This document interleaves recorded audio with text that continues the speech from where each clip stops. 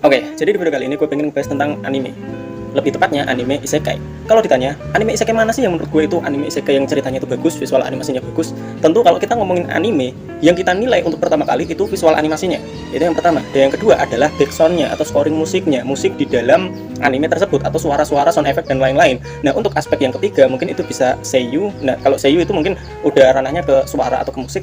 Nah, untuk aspek yang ketiga mungkin bisa kita masukkan sebagai ceritanya gitu. Ceritanya kayak gimana atau direksinya itu kayak gimana, eksekusinya itu kayak gimana. Kan biasanya anime itu diambil dari adaptasi novel sama adaptasi komik gitu. Nah, biasanya cerita di novel dan di anime itu biasanya mengalami sedikit perbedaan, atau cerita di manga dan di anime itu mengalami sedikit perbedaan. Nah, pertanyaannya adalah apakah perbedaan itu bagus ataukah buruk gitu? Apakah adaptasi yang bentuknya kayak gini itu lebih bagus dibandingkan apa yang ada di anime, dibandingkan apa yang ada di manga atau novelnya gitu. Nah, apakah hal tersebut yang dinilai kalau kita pengen menilai anime tersebut bagus atau tidak.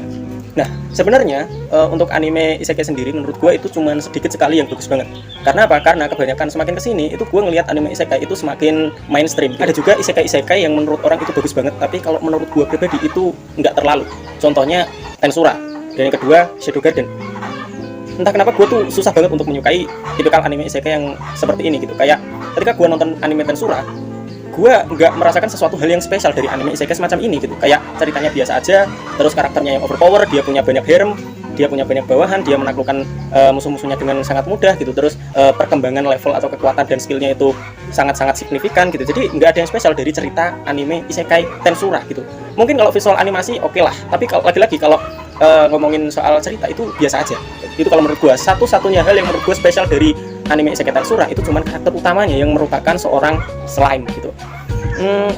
Tapi buat para penggemar Tensura ataupun Shadow Garden, mereka pasti punya argumen-argumen yang menurut gue itu aneh gitu. Kayak lu nggak suka Tensura, ya lo mesti baca novel atau manganya gitu. Jadi kan menurut gue ya, anime yang bagus itu adalah anime yang setelah kita nonton anime tersebut, kita itu jatuh cinta, kita itu terhibur gitu. Jadi nggak perlu kita nontonin pembahasan konten kreator yang ngebahas anime ini di YouTube, di TikTok, ataupun nggak perlu kita sampai baca novel atau manganya langsung gitu. Jadi cukup dengan animenya, apakah itu mampu membuat kita itu jatuh cinta atau enggak. Nah, itu menurut gua anime yang bagus gitu. Sedangkan kalau Tensura, Overlord, Shadow Garden gitu, yang kita mesti baca manganya, kita mesti baca novelnya, kita mesti ngedengerin konten kreator yang ngebahas anime tersebut, baru kita bisa ngerti, baru kita bisa paham. Ya menurut gua itu adalah anime yang setengah-setengah gitu. Dibilang bagus enggak, dibilang jelek juga enggak. Jadi ya biasa aja. Jadi ya itu mungkin sedikit pendapat gue tentang anime yang bagus dan anime yang kurang. Jadi gimana menurut kalian?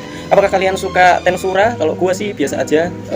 Apalagi Shadow Garden dan juga Overlord ya. Menurut gue ketiga anime ini tuh bukan anime isekai yang bagus banget, melainkan anime isekai yang kurang.